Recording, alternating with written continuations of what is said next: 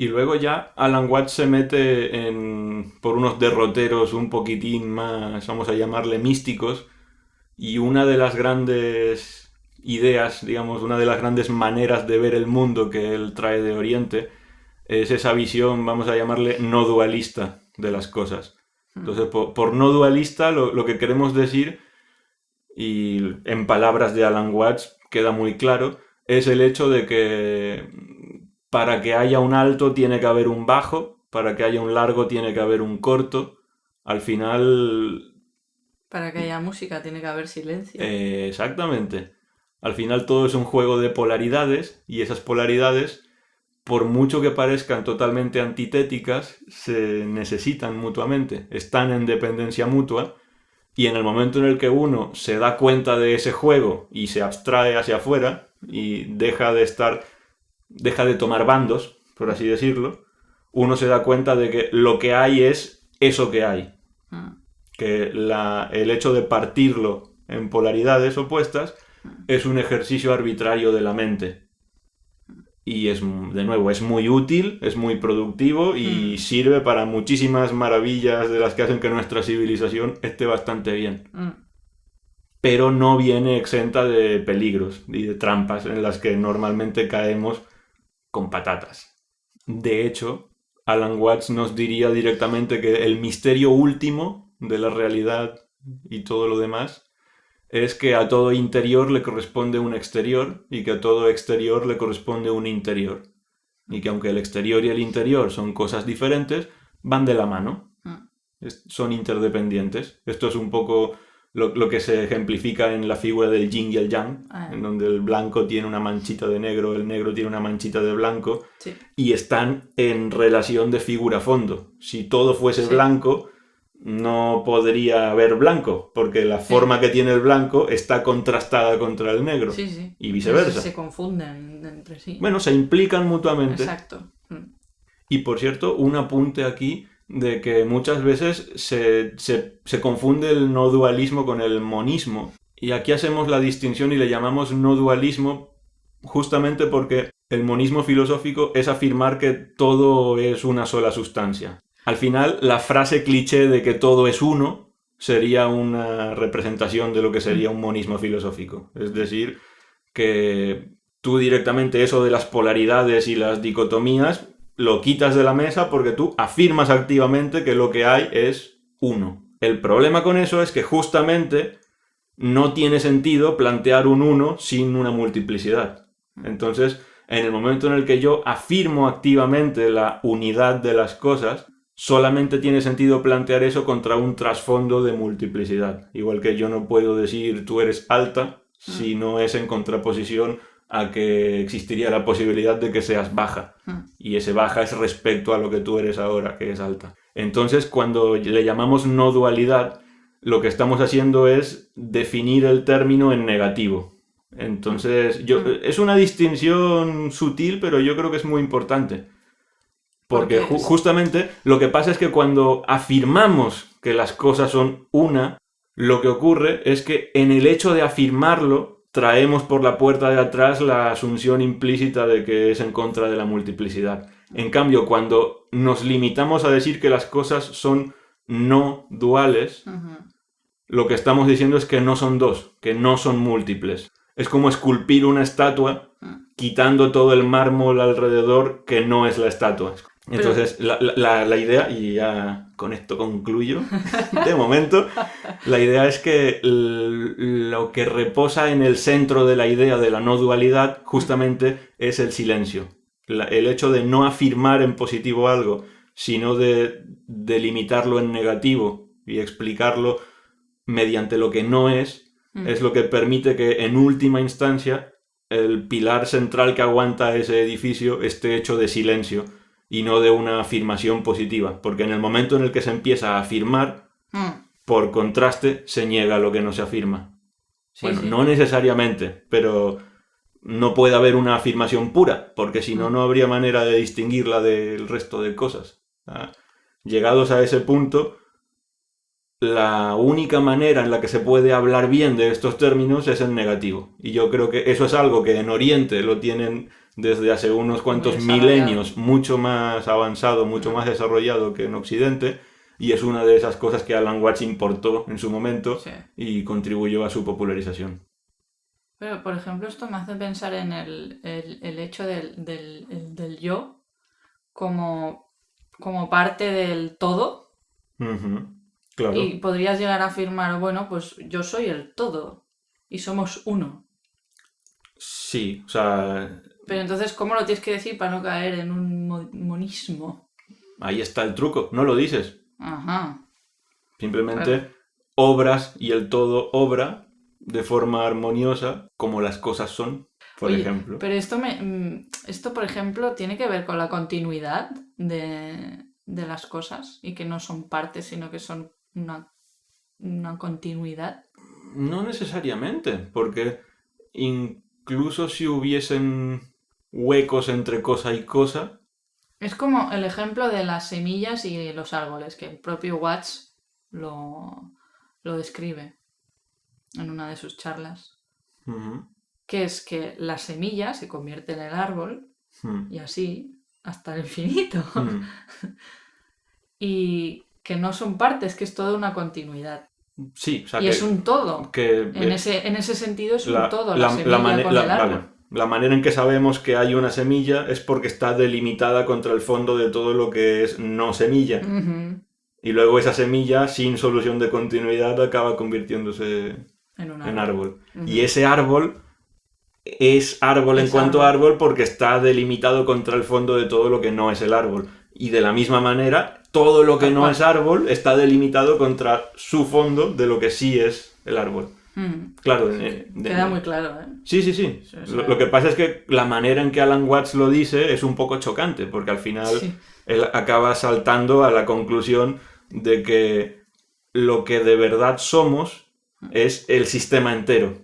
No es dentro de la dicotomía yo y todo lo demás, yo soy yo.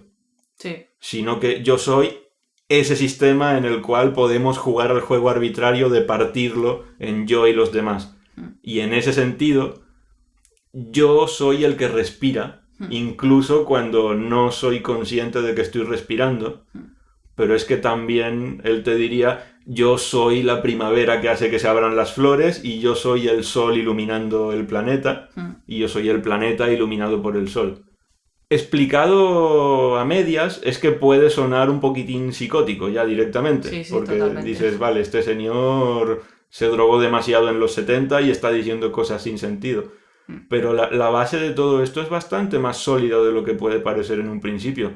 Justamente lo que pasa es que sea cual sea esa cosa que llamamos yo, ocurre lo de antes. Ese yo es algo que tenemos definido y podemos hablar de él al nivel de la carta del restaurante.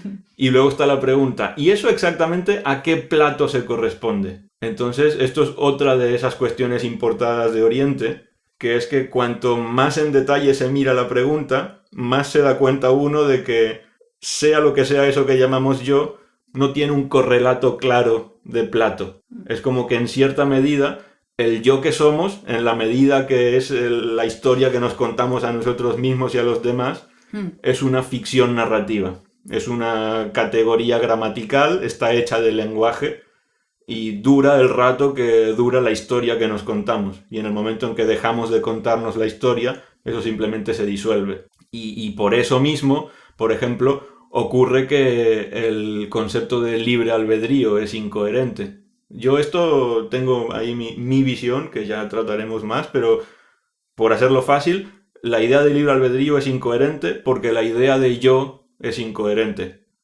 La idea de yo pequeño, la idea del yo que quiere cosas, que hace cosas activamente porque tiene una voluntad y al cual le pasan cosas. Sí, el yo del menú. El yo del menú ya de antemano va cojo. El yo del menú no tiene un contacto real con lo que hay. Y cuando uno se para a mirarlo con cuidado, uno llega a la conclusión de que lo que mejor se amolda a la categoría de eso que podemos llamar yo, ya no es este plato o aquel plato, sino que es básicamente el restaurante entero. Y lo que hay más allá, si es que lo hay. Vamos, que el asunto es mucho más complicado que no un yo que puedas describir en una carta de un restaurante.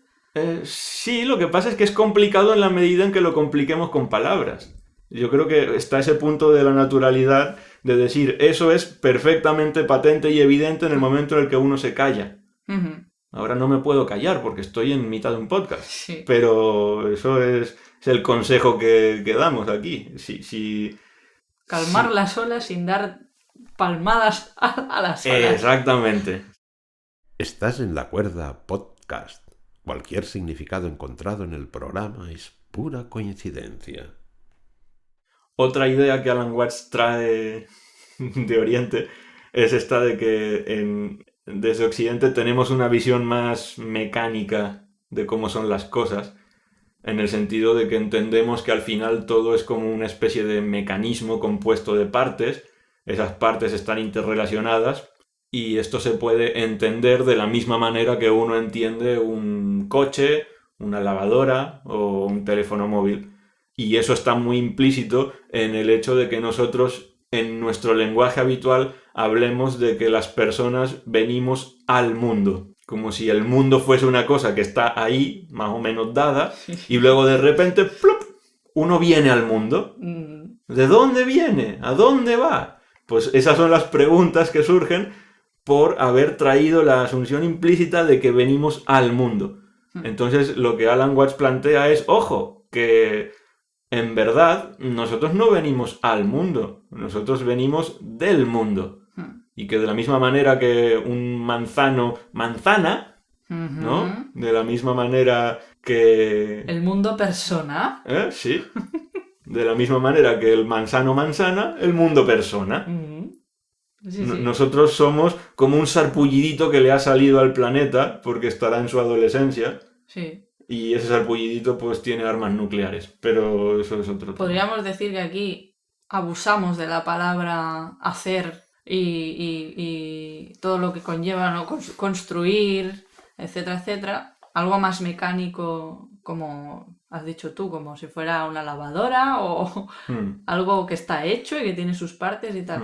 Y en Oriente es más un brotar o un crecer orgánico. Es algo que, aparece de algo que ya existía. O sea, que no es... Sí. Que no es que lo hayas hecho tú y hasta el infinito primero creaste este objeto primero y luego del objeto primero han salido el resto de objetos segundos, terceros, cuartos y quintos y tal cual. No, ahí es más la idea de crecer. Brota como un jardín. Sí, en vez de crearse, ¿no? ese crear. Y es que esto justamente está en consonancia con esta idea de que la categorización en dicotomías y en polos opuestos es artificial.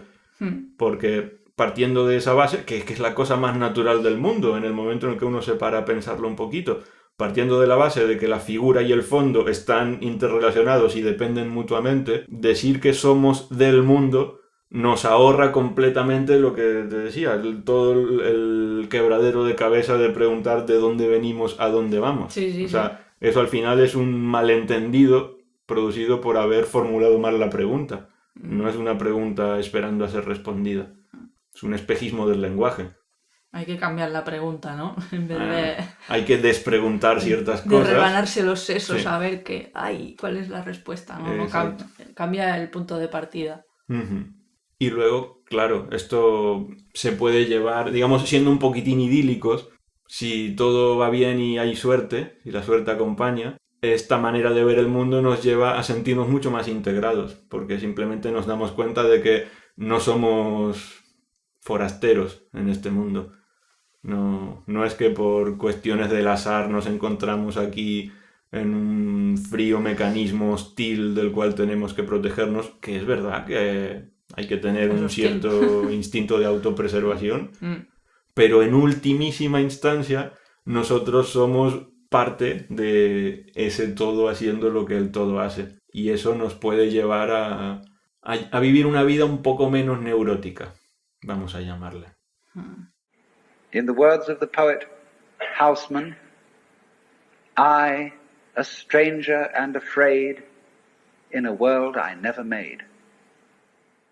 Otro tema que Alan Watts trata mucho en sus libros y en sus charlas es el del budismo zen, del cual, bueno, hay que decir que tiene una visión un poquitín sui generis. Sí, se metieron con él bastante. Sí, o sea, bueno, partiendo de la base de que cuando uno habla al público siempre habrá alguien que esté en total desacuerdo con lo que se diga, yo diría que la visión de Alan Watts del budismo zen no corresponde con la visión canónica, que si uno fuese por los diferentes templos budistas a preguntar... No es de manual. Verían, no, es una receta original. Sí.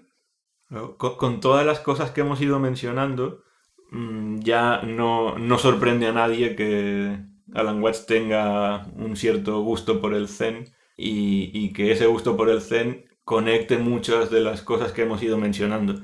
Entonces, enmarcado en el tema este de la naturalidad y de que las cosas son lo que ocurre de forma natural y que en el momento en el que nosotros nos metemos en medio somos como un mono en medio de un concierto interrumpiendo la orquesta, que estaba sonando maravillosamente, y nuestro trabajo tendría que ser quitarnos de en medio más que querer sumarnos a la orquesta con nuestra actitud de mono. Nuestros platillos.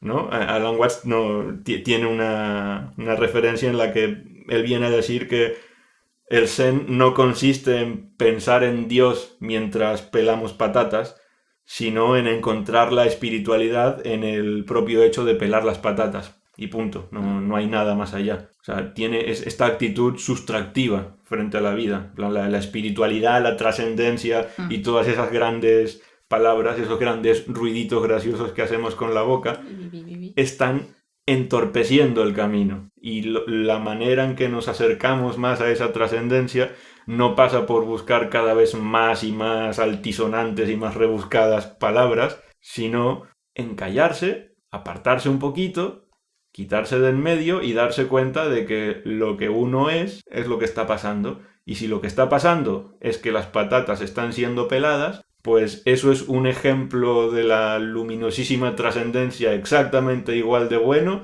que la revelación de la Virgen María.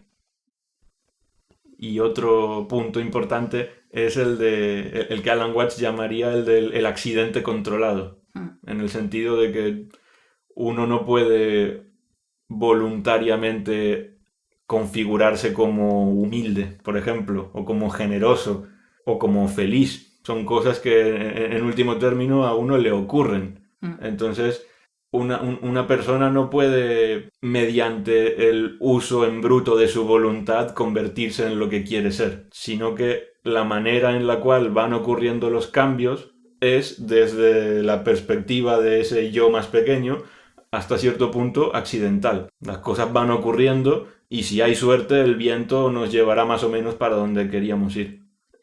Digamos que ahí está el arte de cultivar el accidente controlado, que es la idea de ser espontáneo cuando uno quiere, partiendo de la base de que uno no puede obligarse a ser espontáneo porque en el momento en el que se obliga ya no es espontáneo, ¿no? Esto es lo que Alan Watts le llama las situaciones de doble vínculo. Sí. Que cuando a un niño pequeño le dicen enséñale a los tíos cómo juegas y al niño se le corta el rollo porque el jugar es un acto espontáneo que le ha de surgir de él y de repente parece que tenga que tener un botón al cual le das y él tenga que jugar. Espera, que me voy a tirar por el tobogán con cara de palo porque me está mirando Yayo.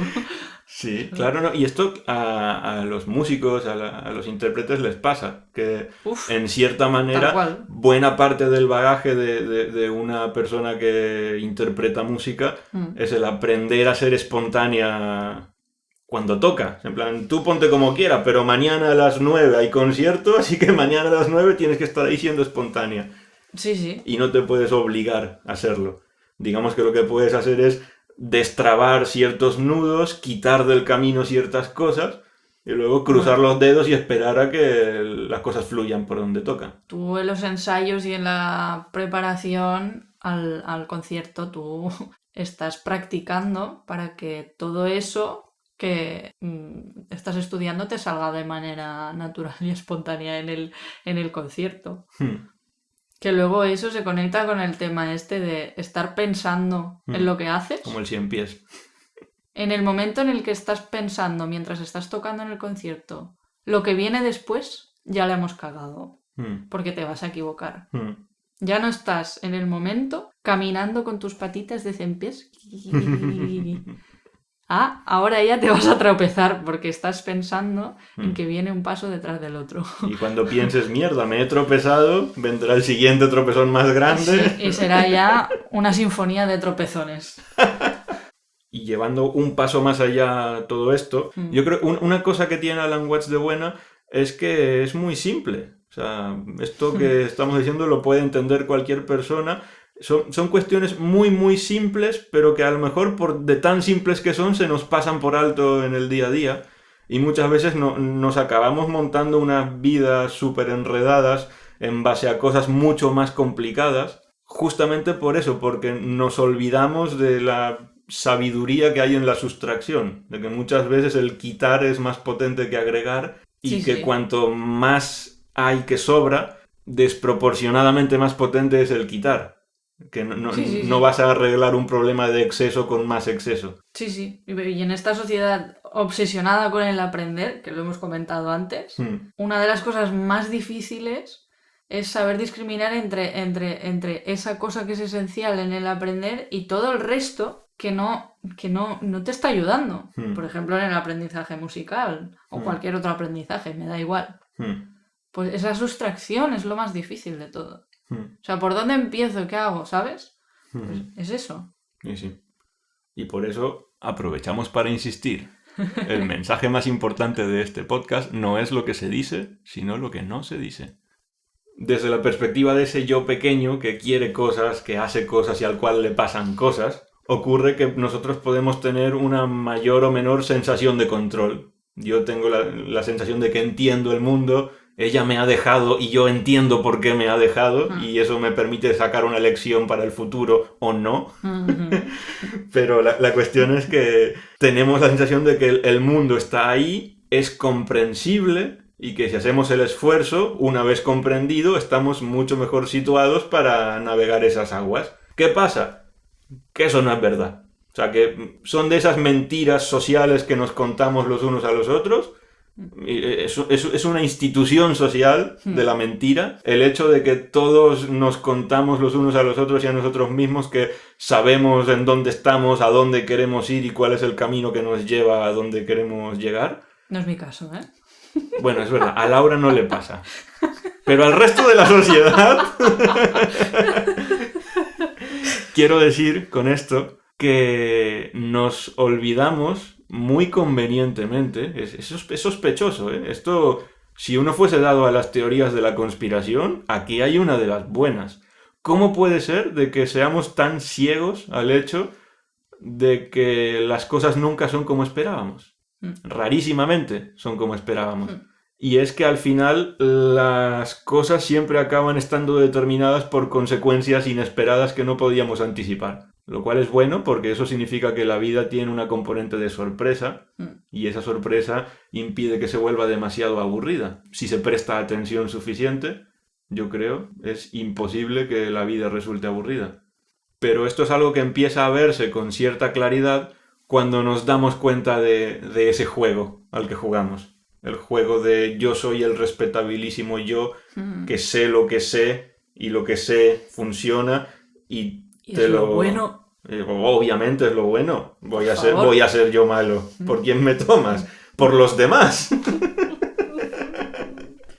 No. La cuestión es que esto escala a muchos niveles. Por ejemplo, una frase de Alan Watts que a mí me hace mucha gracia, aunque en la traducción pierda bastante, pero bueno, en una traducción libre lo que él dice es que puedo imaginarme una masa pestilente compuesta por 1.000.000 de santos. Es decir, que tú puedes juntar a 1.000.000 de personas con una buenísima voluntad y un grandísimo corazón y según cómo sea la estructura de eso que se monta, el resultado neto puede ser terribilísimo. Y viceversa, uno puede rejuntar un montón de personas que individualmente caerían dentro de la categoría de lo que diríamos no daríamos un duro por ellas y que el conjunto sea armonioso más allá de toda medida y funcione maravillosamente. Entonces ese es uno de los aspectos en los cuales las consecuencias inesperadas permean a través del edificio de nuestras expectativas y forman unas goteras gordas. Y luego tú le preguntas y nadie tiene goteras. Todo el mundo dice, ¿goteras yo? ¿Cómo voy a tener yo goteras en el edificio de mi interpretación de la realidad? Y otro tema que empuja en la dirección de la tolerancia, vamos a decir, es el hecho de que es importante que haya una variedad de personas. No solo que haya una variedad, ¿cómo decirlo? No solo tiene que haber la variedad que a ti te gustaría. Incluso tiene que haber la variedad que a ti no te gusta. Ojo, porque tu criterio de cómo deberían de ser las cosas es patológicamente insuficiente para abordar la complejidad real de lo que las cosas son. Tuyo, mío y hasta el de Laura, ¿eh? No es nada personal aquí. Oh, sí, a mí la variedad me gusta. Pero en el momento en el que uno está contento con la variedad que hay, diciendo así sí, pero más no, ahí tenemos un problema. Sí. Porque realmente el mundo ha de tener en la recámara ese pozo de cosas que nos parece que no tienen ni pies ni cabeza. Primero porque uno nunca sabe el papel que pueden estar jugando más allá del esquema limitado de nuestros propios pensamientos. Sí, sí. Y segundo porque es que las cosas pueden cambiar muy rápido y en el momento en el que todo salta por los aires, a lo mejor si solo tenemos 3 o 4 modelos de persona virtuosa de los cuales todos somos fotocopias, es mucho más fácil que ante un cataclismo gordo todo salte por los aires y no quede nada. Mientras que si tenemos esa heterogeneidad que puede parecer derrochadora, excesiva, incluso así, justamente esa es la virtud. Que cuando la vida nos sorprenda, nos va a haber pillado con los cuartos traseros cubiertos. No porque nosotros lo hayamos decidido, sino simplemente por eso. Porque si hubiese dependido de nosotros, nos habríamos ido a pique.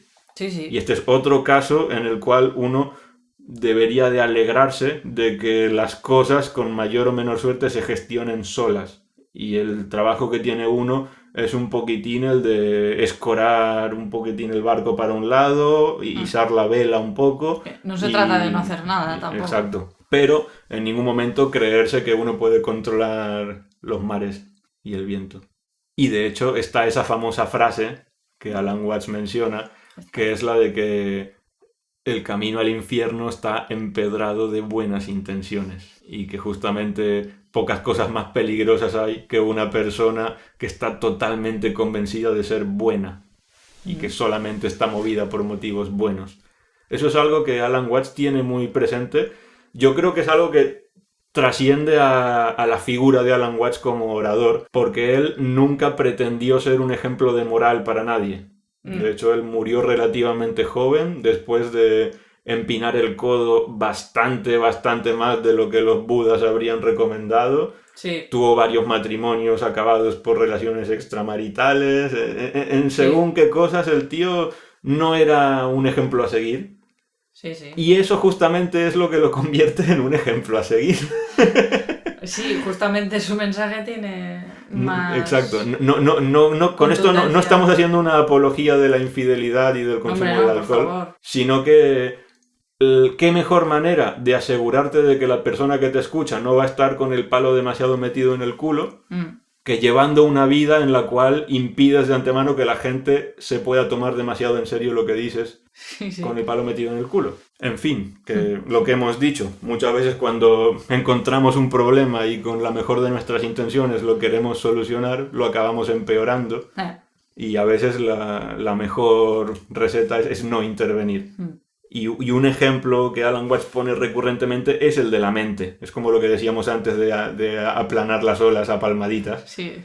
De que no podemos calmar la mente a fuerza de voluntad de la mente. Porque eso sería como intentar apagar el motor revolucionándolo más. Tiene ese punto paradójico en el cual podemos en última instancia orientarnos de la manera que queremos en la vida, pero siempre es de una manera indirecta. Sí. Y esa manera indirecta pasa por reconocer que estrictamente no somos nosotros los que queremos, nosotros los que podemos y nosotros los que hacemos, sino que somos parte de un todo que está ocurriendo y ese todo tiene unos ciertos vientos de la fortuna ante los cuales las diferentes partes pueden orientarse para acabar en un lugar o en otro. De hecho, esto de los manotazos me recuerda cuando yo estaba empezando a meditar.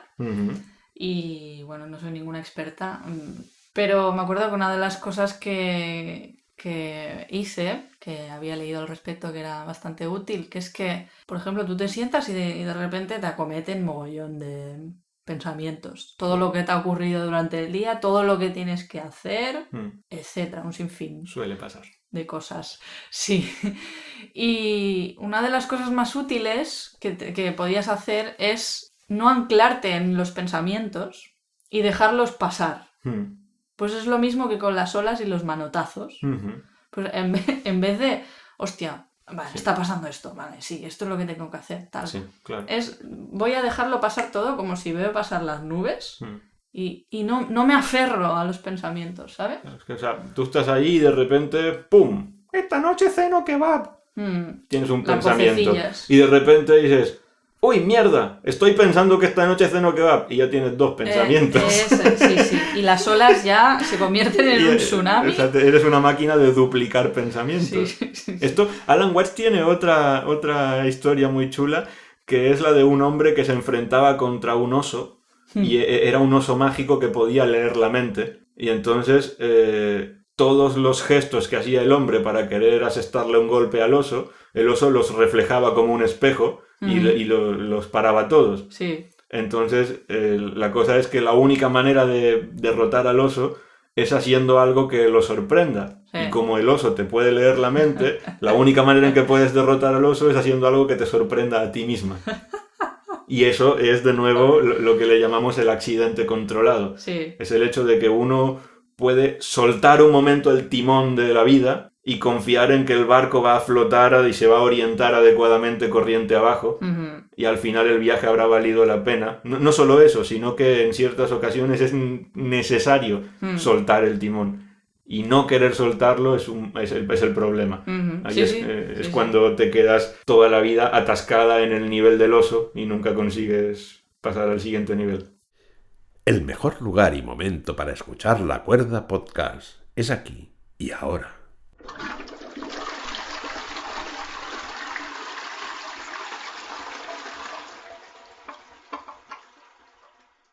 Hablando de lo de que hay que sorprendernos a nosotros mismos y el tema de las consecuencias inesperadas, otro punto importante, este más aplicado, yo creo que es de los más aplicados que habremos mencionado, pero tiene que ver con el viajar, que es muy importante viajar de una manera no estructurada, viajar de una manera en la cual uno esté abierto a que sea lo que sea que hay el sitio al que uno va, ese algo le pueda sorprender a uno, porque si yo me voy de viaje ya teniendo de antemano cartografiado dónde voy a ir, a qué hora voy a estar, en qué sitio, qué voy a hacer y absolutamente todo pautado, en cierta manera nunca voy a salir de los esquemas de lo que yo pienso que hay. En cambio, si yo dejo esa no estructuración abierta, estoy mucho más abierto, soy mucho más permeable a la posibilidad de que allá donde voy ocurra algo que suponga tal traspié respecto a lo que yo pienso que deberían de ser las cosas, que ahí es donde está la chicha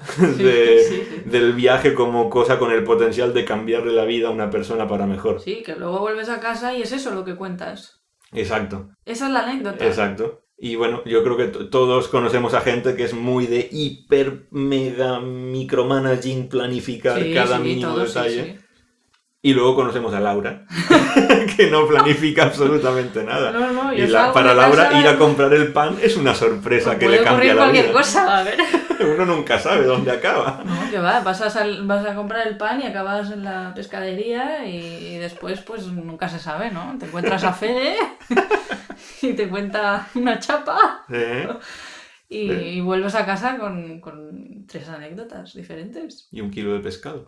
Y luego, conectándolo con el tema este de que da un poco de miedo cuando tienes delante a una persona que se sabe demasiado buena, Alan Watts tiene este punto muy importante de lo que podríamos llamar el integrar el lado oscuro. Eso que decíamos de que en el yin y el yang el blanco tiene una manchita de negro y el negro una manchita de blanco. Pues abrazar abiertamente el hecho de que somos complejos y que no todo lo que tenemos es bueno y no todo lo que tenemos es bonito y que está bien que sea así.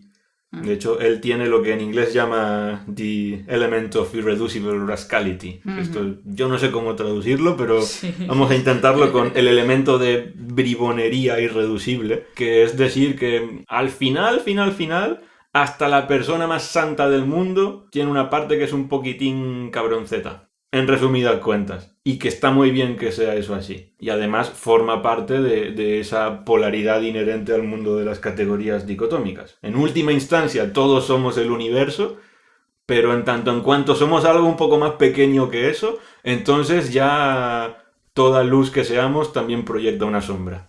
Y somos responsables lo mismo de lo claro que de lo oscuro. Así que, en fin, para ir concluyendo, pues la próxima vez que tengáis delante a esa persona haciendo eso que tanto os molesta, pues recordad que lo que está pasando es simplemente que un maravilloso y ridículamente improbable trocito de realidad se ha organizado de manera que el gran concierto cósmico que está sonando está interpretando esa pieza, y que esa persona que os está tocando las narices es la persona con el mayor virtuosismo posible en hacer el acto de tocaros las narices exactamente de esa manera en ese momento. Y si os estáis enfadando con esa persona, tampoco os lo toméis con demasiada dureza, porque sois la persona con el papel protagonista en enfadarse en ese momento de esa manera. Al final se trata de no entrar en resonancia, la sabiduría sustractiva de la vida, el no juzgarse y entrar en un bucle en el que me juzgo porque me juzgo y me juzgo porque me juzgo porque me juzgo y quiero pero no puedo y entonces quiero más fuerte y como quiero más fuerte puedo menos. Se trata de interrumpir ciertos bucles y luego tener una cierta confianza en que la estructura de las cosas tal y como están montadas es lo suficientemente estable como para permitirnos, en buena parte, llevar un viaje apacible a través de los mares que son la vida. Y a dar manotazos de vez en cuando. Sí, claro. Pero sin tomárselo demasiado en serio. No, como por ejemplo, todo lo que acabamos de decir ahora. Exacto. Así que nada, esperamos que os haya gustado esta chapa que os hemos soltado. Y para terminar, os voy a leer acabaremos con un fragmento. Pequeño fragmento. Sí, de nuevo sacado del libro La sabiduría de la inseguridad, que os recomiendo encarecidamente. Esto es el final, pero como no es un libro que tenga trama ni ¡spoiler! ni personajes, pues podemos empezar por el final, como las buenas sinfonías. La división entre el yo, con mayúsculas, y yo, el hombre y el mundo, lo ideal y lo real, llega a su fin. La paranoia, la mente fuera de sí, se convierte en metanoia, la mente en sí, y por ello libre de sí misma. Libres de aferrarse a sí mismas, las manos pueden sujetar. Libres de mirarse a sí mismos, los ojos pueden ver. Libre de intentar comprenderse, el pensamiento puede pensar. En esa sensación, visión y pensamiento, la vida no necesita ningún futuro para completarse, ni explicación alguna para justificarse. En este momento está acabada.